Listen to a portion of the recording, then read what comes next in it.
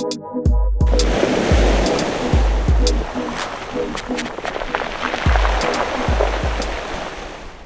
into wind is never much fun, and it's something most paddlers will try their best to avoid. But chances are you'll be doing a bit of upwind paddling at some point during your session, and if the conditions change, it may be even windier than you'd anticipated. So what can you do to make paddling into wind easier, faster, and maybe even enjoyable? Well, there's a few things. First off, get low. When you're standing on a SUP, your body can act like a big sail when it's windy.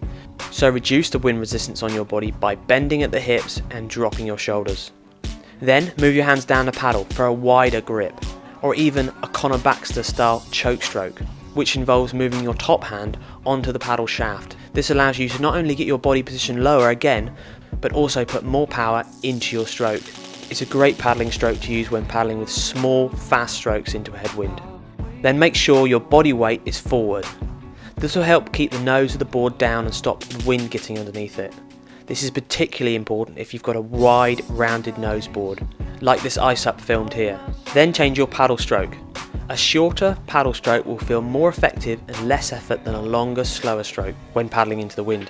And also, by making sure the paddle stroke does not go past your feet, it will make paddling in a straight line much easier too. Just think about this as pulling your board through the water and not pushing it. Then, last but not least, don't stop paddling.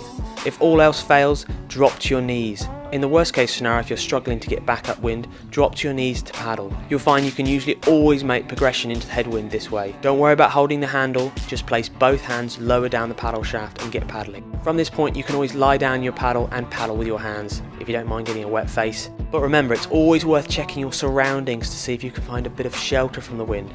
Look for cliff sides, trees, riverbanks that will offer you just a little bit of shelter to make paddling easier.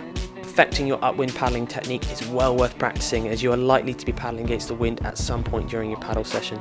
And even if you're not paddling against a strong headwind, it's nice to know in case the wind picks up, you can get home. Just remember, the wind doesn't always do what it's forecast to do, so just be prepared.